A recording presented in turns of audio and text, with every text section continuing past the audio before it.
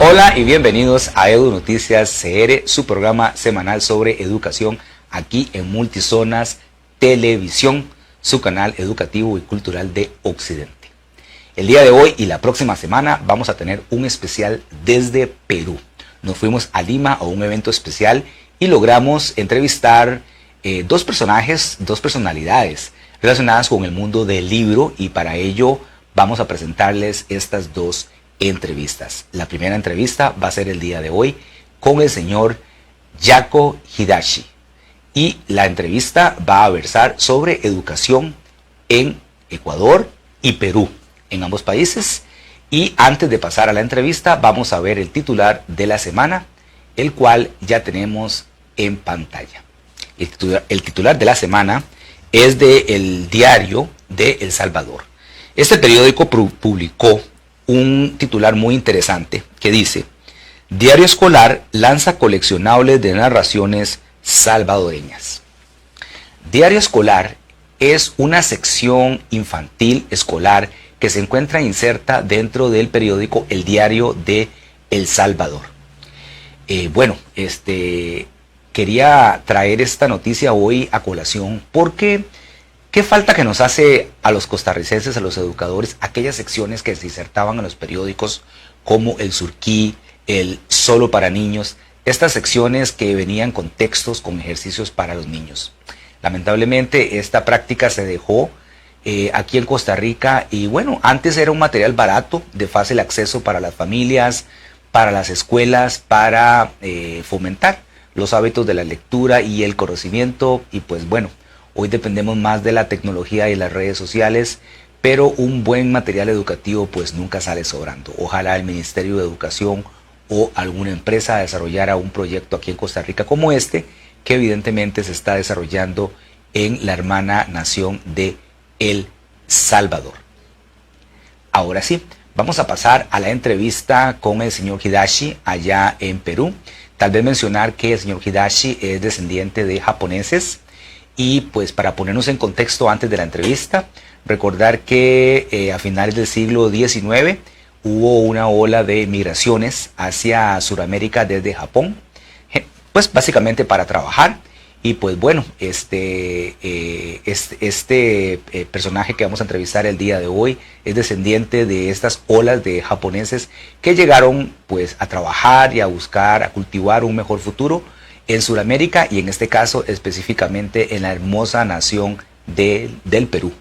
Vamos a pasar de inmediato a la entrevista, esperamos que la disfruten mucho. No olviden dejar sus comentarios, compartir, ya que nos ayudan mucho siempre cuando comentan en redes sociales o cuando comparten. Recuerden que Edu Noticias está presente en Facebook, en YouTube, al igual que en Multizonas Televisión, que está presente en plataformas digitales, en redes sociales y en cableras aquí en Costa Rica. Y recuerde, estamos en vivo para Costa Rica y para todo Latinoamérica.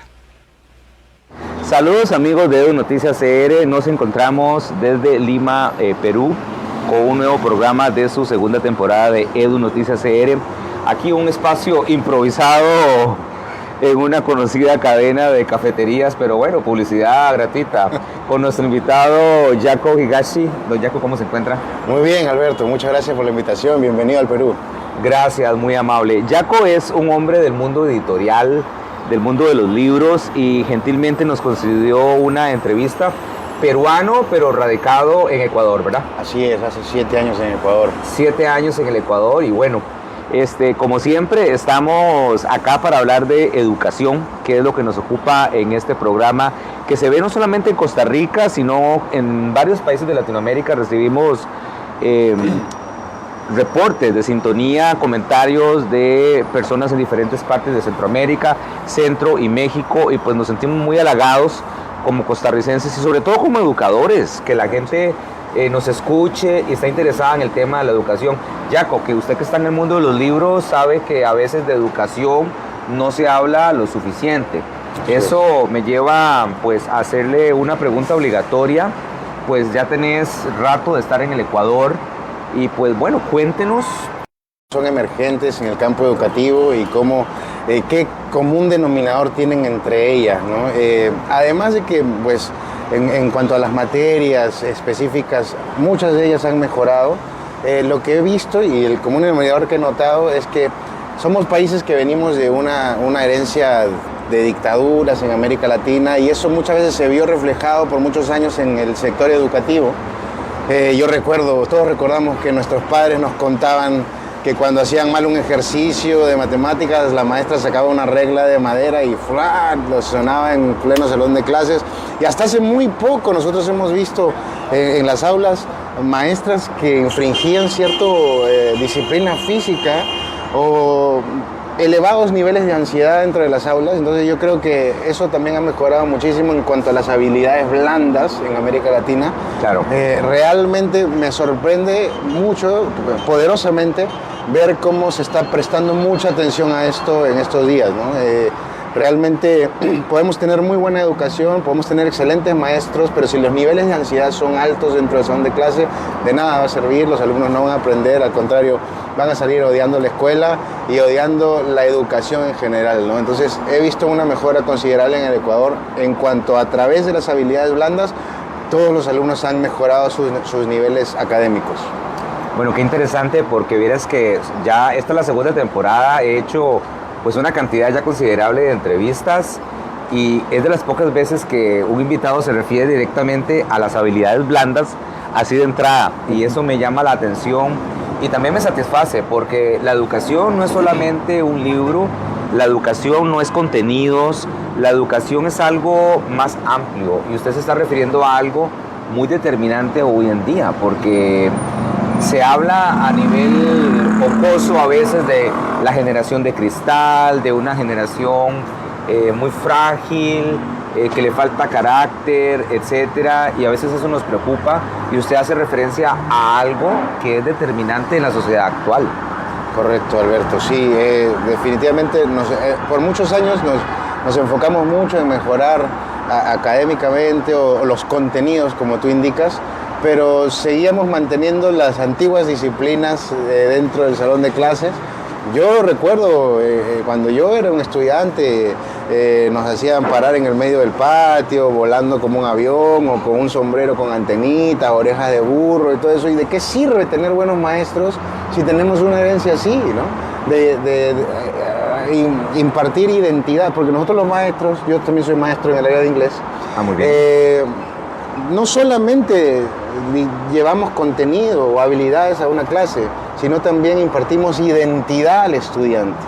Entonces, como un maestro que para a un estudiante en la esquina del salón de clase con oreja o le dice burro, le dice tonto, va a impartir una identidad correcta, ¿no? Claro. Entonces creo que no sirve de nada la experiencia o los títulos, los lauros universitarios que uno obtenga si es que no se tiene un manejo de clase eficiente a través de un buen, ahí vamos a tocar un tema también, liderazgo. El maestro tiene que desarrollar su liderazgo y eso también, a Dios gracias, está mejorando en América Latina poco a poco.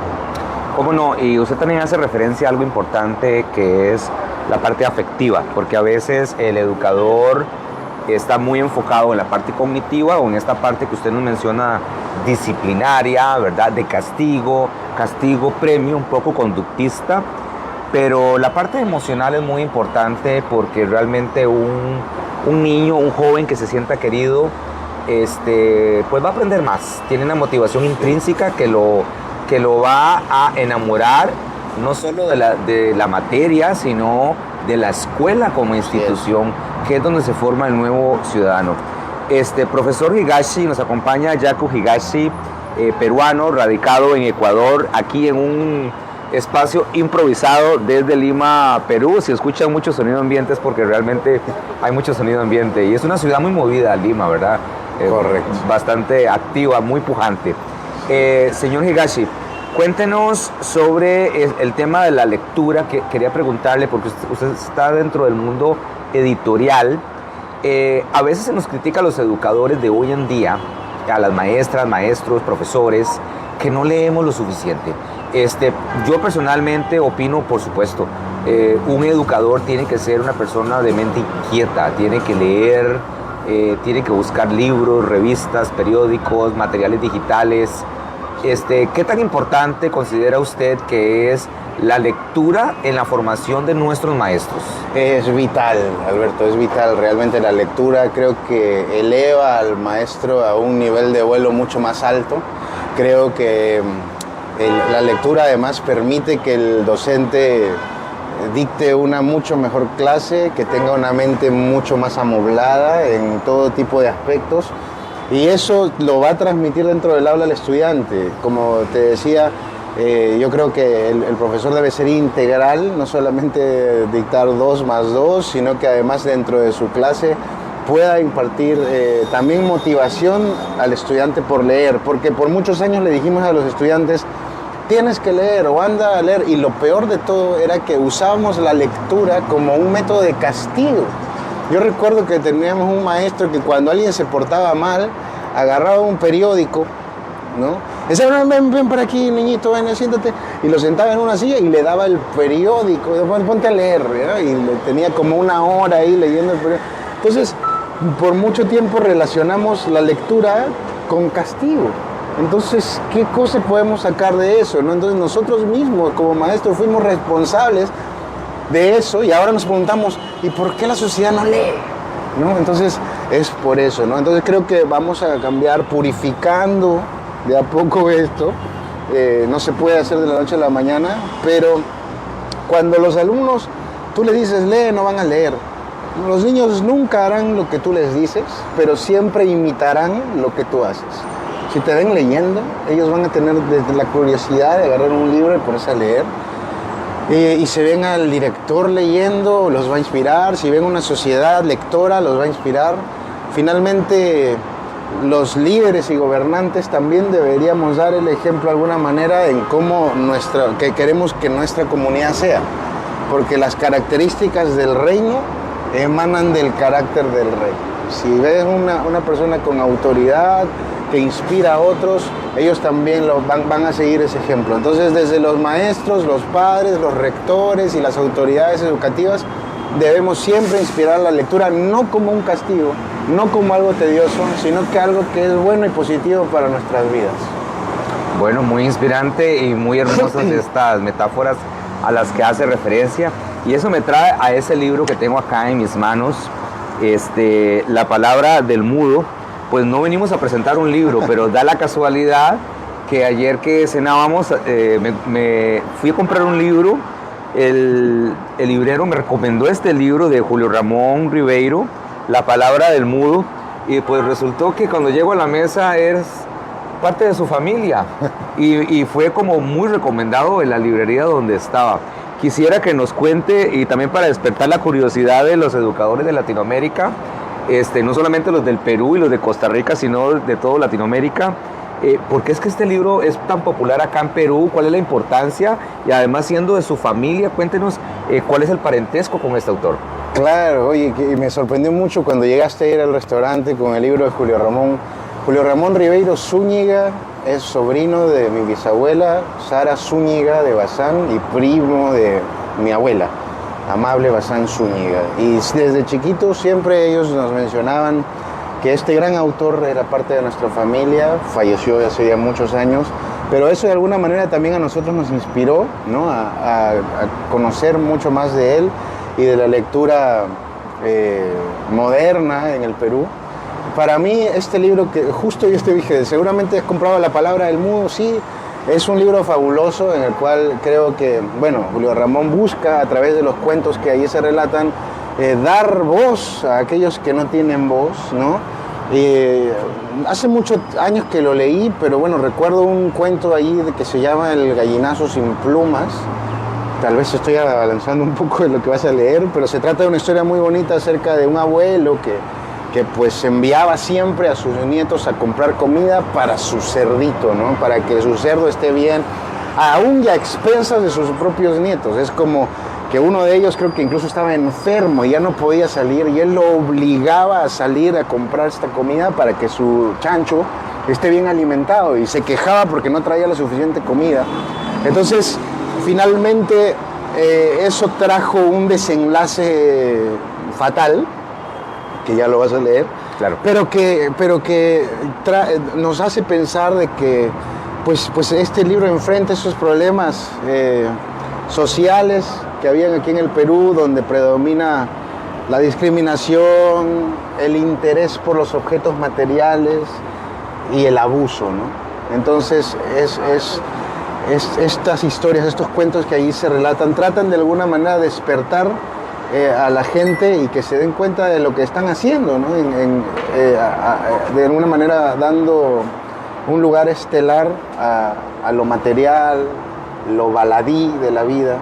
Entonces creo que es un buen libro el que has comprado. Hay que tener cuidado también porque hace algún tiempito atrás tuvimos un candidato aquí que buscaba darle voz a los que no tenían voz, pero también esa voz tiene que ser responsable y diligente. Sí. No cualquiera puede hacer eso, ¿no? Entonces nos hace pensar mucho y es un libro muy justo. No, y además es literatura, y la literatura debe de provocar, sí, debe hacernos reflexionar, y yo creo que todos los latinoamericanos estamos familiarizados con esto que usted nos menciona, pero además es cierto, en la actualidad, en política, en el mundillo politiquero latinoamericano, pues ya entrando en otro tema, pues también a veces hay quienes se quieren apropiar de la voz del desposeído y pues hacer lingotes de oro con la voz del desposeído, y pues eso no es justo, ¿verdad?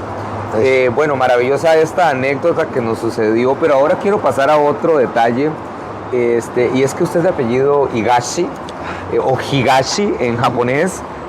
Yo que estudié por allá, fue lo primero que noté, digo yo, pero ¿de dónde viene el apellido? Pero bueno, cuénteme, entiendo que su abuelo o su tío abuelo es japonés, de las grandes migraciones que llegaron acá a Sudamérica, y muchos centroamericanos no sabemos eso porque no fue un fenómeno que se dio en Centroamérica. Pero bueno, no quiero adelantar más. Cuéntenos de su abuelo, pero además, como el tiempo es limitado, háblenos tal vez de qué recordamos de su abuelo, qué enseñanzas, qué de vida nos dejó, que estoy seguro que repercuten todavía en su día a día. Sí, gracias Alberto por permitirme hablar de mi abuelo, Juan Manuel, hijo de inmigrante de Japón aquí en el Perú. Y pues básicamente en la cultura japonesa, en lo que él nos enseñó, todo gira alrededor del honor y de cómo a través de él podemos tener una vida mejor. Es muy importante que esto también tiene mucho que ver con el tema que estamos tocando hoy, que es la enseñanza. Por ejemplo, cosas que él nos enseñó fue la importancia de nuestra palabra, ¿no? Que nuestra palabra es nuestra garantía. Antes se cerraban ventas de casas con un apretón de manos, hoy tenemos que hacer 20.000 papeles porque se ha perdido ese poder de la palabra. Sin embargo, él nos decía, ¿no?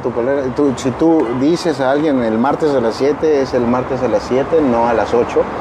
Y además tenemos que honrar lo que nosotros decimos. Además, el honor de nuestro apellido era algo que él siempre nos impartía mucho, que era como nuestra identidad, ¿no es cierto? Que es el buen nombre que nosotros le heredamos finalmente a nuestros hijos, a nuestros descendientes. Y creo que eso tuvo mucho que ver con la educación, porque, como te decía, un maestro no solamente dicta el contenido de su materia, sino también valores, y que para mí fueron de mucha importancia. Yo creo que si él no hubiese existido en mi vida, no hubiera aprendido muchas cosas relacionadas a esta integridad de la palabra, del honor, ¿no? que se debe mantener a lo largo de la vida. Claro, el apellido, yo siempre le decía a los niños, cuando trabajaba en primaria, siempre revisaba cuando hacíamos exámenes o algún documento, siempre revisaba que los niños escribieran bien su nombre y su apellido, que llevara las mayúsculas, si tenía que llevar Z al final, Hernández, González, siempre revisaba eso, revisaba la tilde. Y alguna vez alguna mamá me preguntó, pero profesor, ¿usted es de inglés? ¿Por qué le corrige el nombre? Le digo yo, señora, ¿cómo su hijo no va a poder escribir bien su propio nombre que además lo representa a él y representa a sus abuelos, Claro. sus tatarabuelos. Para la vida. Sí. Exactamente, es la herencia que tenemos y viene, ese ADN especial viene grabado en el apellido. Así es. Indiscutiblemente la educación es un tema muy amplio y bueno, esta entrevista es un poco corta, pero nos alcanza todavía para un poquito más. Actualmente el mundo está cambiando drásticamente con la inteligencia artificial. Las nuevas generaciones son generaciones que, como decimos en Costa Rica popularmente decimos, no sé acá cómo será el término, pero decimos pasan metidos en la pantalla, pasan metidos en las redes, a veces clase que con adicción, ¿verdad? De hecho se ha categorizado como una adicción el uso de los dispositivos, pues si no se usan con mesura. ¿Cómo lidiar nosotros como educadores, nosotros como sociedad con estos dispositivos, pues también para usarlos de forma constructiva y que nos ayuden a mejorar los procesos de enseñanza? Claro, nosotros tenemos que ganar en primer lugar la batalla contra los dispositivos tecnológicos, no restringiéndolos y no tratándolos de eliminar, porque no vamos a poder. Pero lo que sí podemos hacer es innovar, como también nos enseñaba mi abuelo, ¿no? O sea, nosotros tenemos que usar, como en el judo, la energía de nuestro oponente a nuestro favor para tumbarlo, ¿no? Y entonces, si nosotros usamos la viada que tiene la tecnología hoy en día a nuestro favor, tal vez nos pueda dar mejores resultados que tratar de detenerla o de frenarla, porque eso va a ser realmente traumático y no vamos a ganar. Por ejemplo, yo prefiero mil veces leer en papel y tengo mi biblioteca y trato de coleccionar, me gusta coleccionar libros. Pero mi hija, por ejemplo, le gusta el Kindle, ¿no?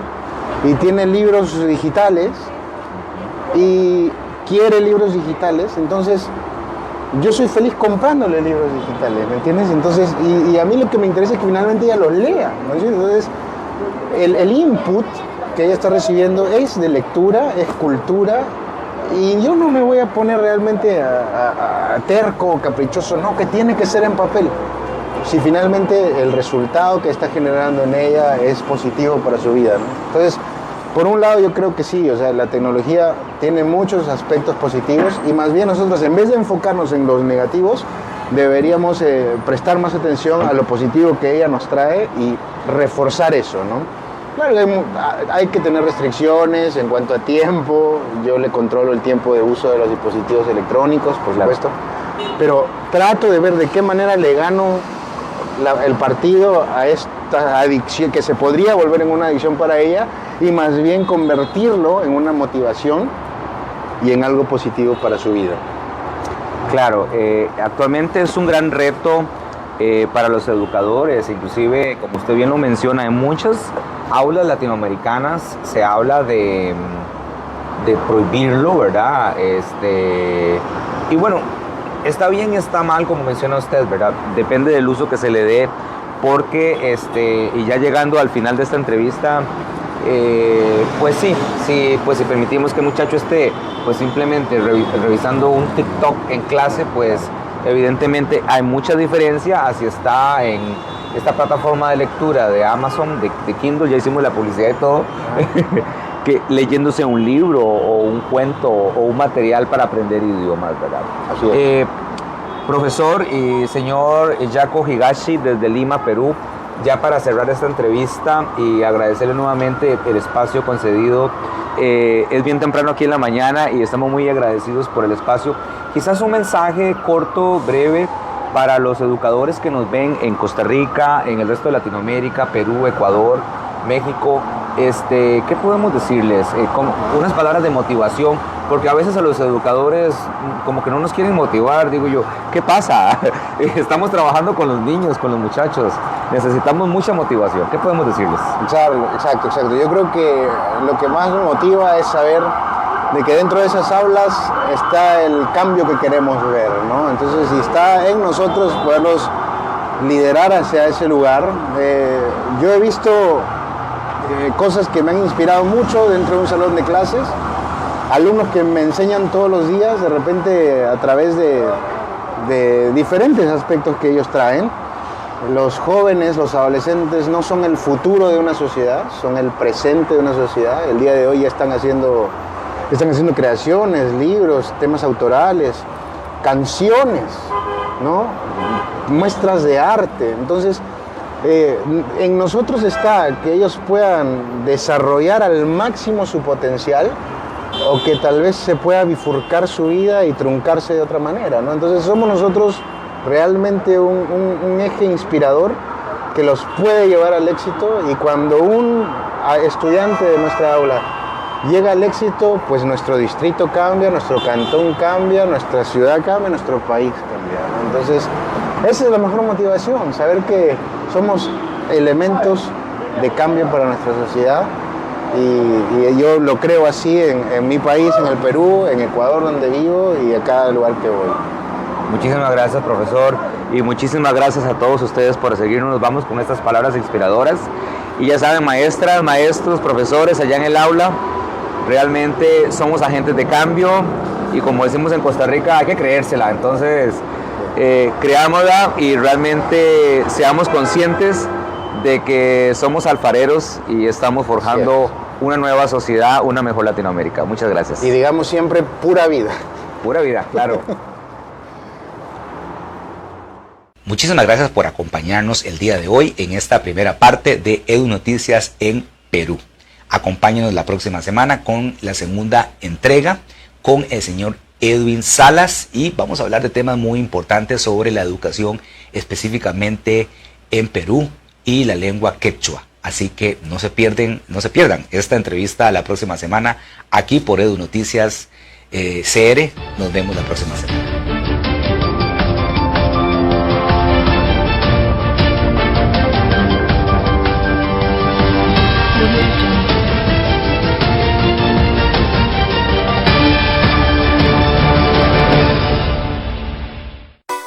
Desde La Cruz en la frontera norte hasta Puerto Jiménez en la zona sur. Desde Santa Cruz en la península de Nicoya hasta las montañas de Talamanca. Multizonas Televisión llega con lo último en tecnología a los lugares más remotos del territorio costarricense y fuera de nuestras fronteras. Gracias por ser parte de la familia Multizonas. Multizonas Televisión, produciendo contenido real.